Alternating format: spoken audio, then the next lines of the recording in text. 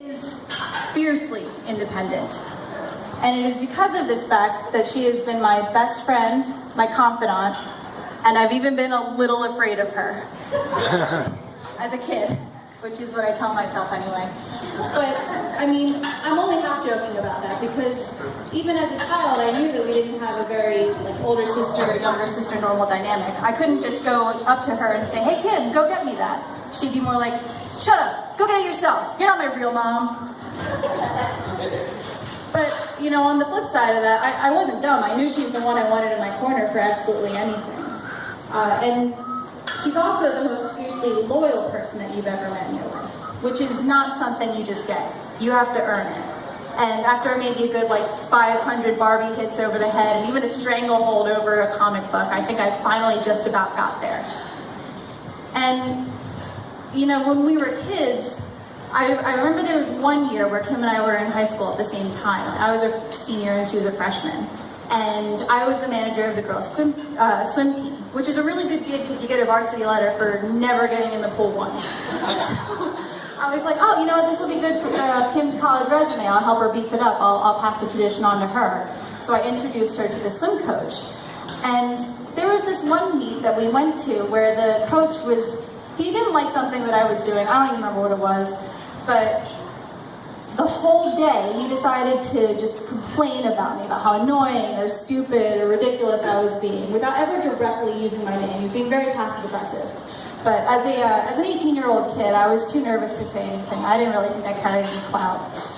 So I was about at my breaking point. I was ready to cry on the bus when Kim gets up, she pokes this middle-aged man on the shoulder, this little 14-year-old girl, and says, all right, you've made your point. My sister said she's going to change the way she does things. You need to drop this. And it shut him right up. And this is the kind of stubbornness that I'm talking about when it comes to Kim. But at that point in her life, she hadn't really turned it into a skill or anything. It was just sort of like being generally sassy or, you know, telling people what to do. It wasn't until she met David that she really kind of honed it into a skill. And to give you a little bit of background on David, he too is actually very stubborn. Kim told me this really great story about him when he was 5 years old. He decided he wanted to go to a carnival, but his parents told him all week, no, we're not taking you, no, no, no. And at 5 years old, it became the end of the week, last day of the carnival, and he was like, I'm going. So he put his shoes on, he taught himself how to tie his shoelaces, he walked out the door all alone and walked a mile alone to the carnival.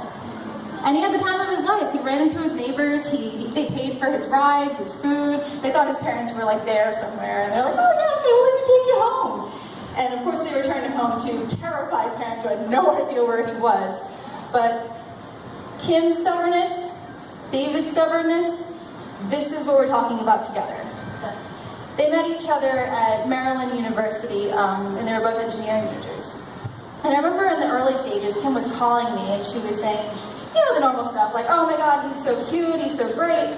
But what stood out to me was that he challenged her on everything. He threw back the exact same, shut up, you're not my real mom attitude that she gave to him. And that was when I instantly knew that he was for her. Together, they've done so many amazing and brave, independent things. They finished school, they got an apartment states away, they adopted dogs. And since then, I've seen Kim turn her independence into, you know, something that's even more relentless and effective than it ever was before when she was just fighting for the sake of fighting. I am so going to miss them when they leave, but I am so excited that what they're going to do and what they're going to bring to the next phase of their lives. I love you both so much. Thank you.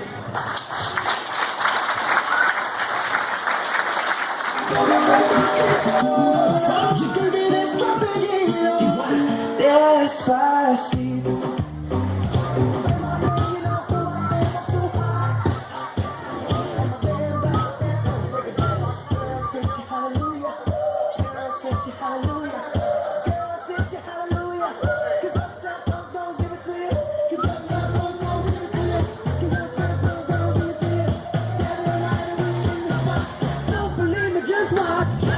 One hop this time. One hop this time. foot, 2 stumps. Left foot, 2 stumps. Slide to the left. Slide to the right. Crisscross. Crisscross. Chop, chop, real smooth.